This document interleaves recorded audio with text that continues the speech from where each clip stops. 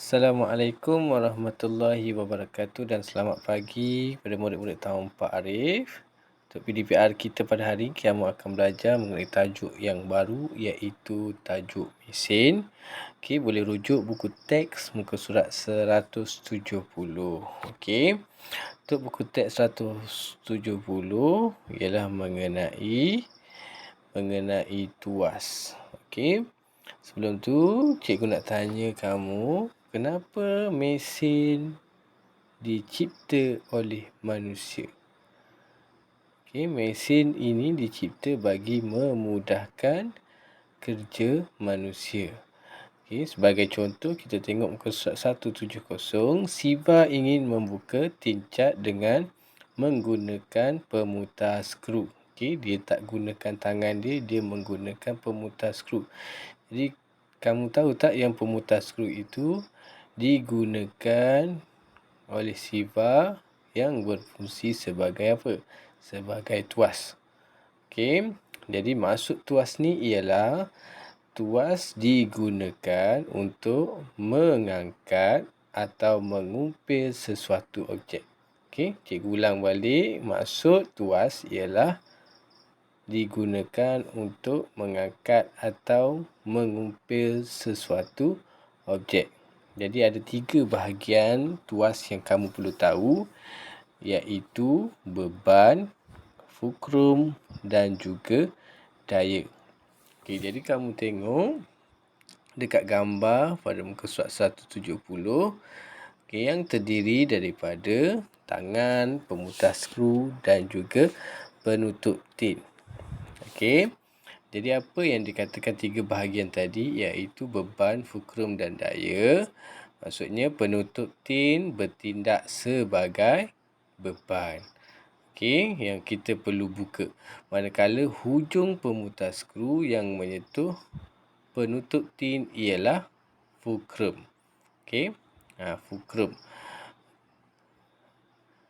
Dan tangan yang menolak pemutar skru ke bawah pula bertindak sebagai daya. Jadi ketiga-tiga ni pun kamu perlu tahu apa yang dimasukkan dengan beban, apa yang dimasukkan dengan fulcrum dan apa yang dimasukkan dengan daya. Okey, beban ialah berat sesuatu jasad. Okey, tak kiralah apa yang kita nak buka, kita nak kumpil atau kita nak angkat. Okey, yang mana terdiri daripada beban yang dikatakan sebagai berat sesuatu jasad. Kemudian ada fulcrum. Fulcrum ialah suatu titik pada palang atau objek yang berfungsi sebagai pengimbang atau penyokong, yang mana dapat memudahkan lagi kita untuk mengangkat atau mengumpil sesuatu objek. Kemudian daya ialah tolakan dan tarikan ke atas sesuatu objek. Tak kiralah kita tarik ke, kita tolak ke, dia dipanggil daya. Okey, jadi ada dekat sini, dekat muka surat 170 ni ada 3 contoh yang mana menggunakan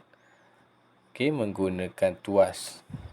Yang pertama sekali, menyapu sampah.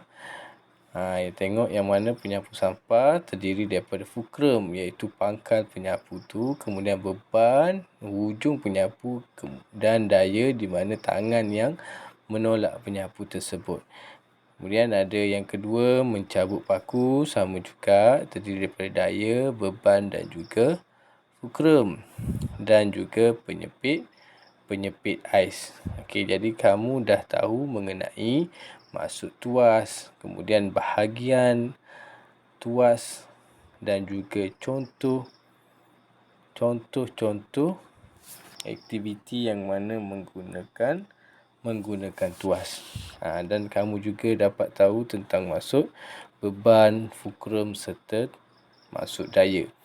Okey, seterusnya kita tengok pada muka surat 172, iaitu mengenai hubung kait. Hubung kait beban, fulcrum dan juga daya. Apa hubung kait? Apakah hubungan antara beban, fulcrum dan daya?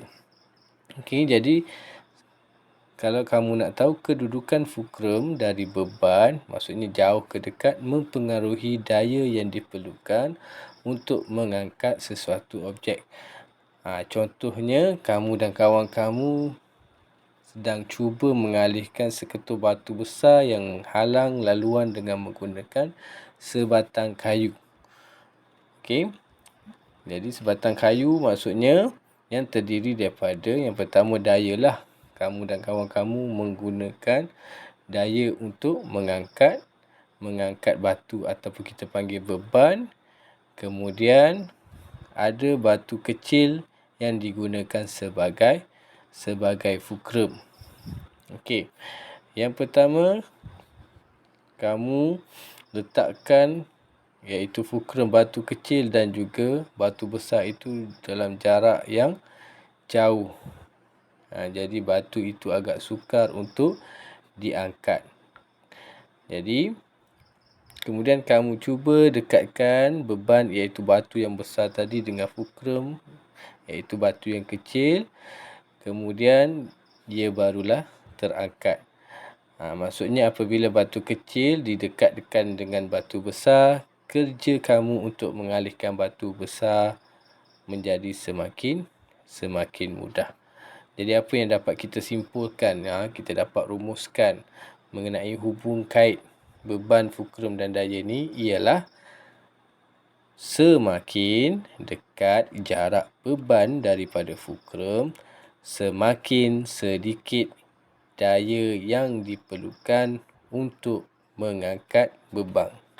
Okey, seperti yang berlaku ketika mengangkat batu besar tersebut. Bila kita dekatkan dengan fulcrum, maka ia menjadi lebih mudah untuk kita mengangkat batu tersebut.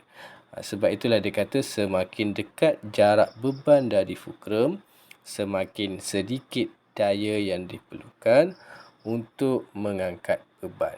Okey, ini merupakan kesimpulan ataupun hubung kait beban, fulcrum dan juga daya. Okey, itu sekian saja PDPR kita pada hari ini.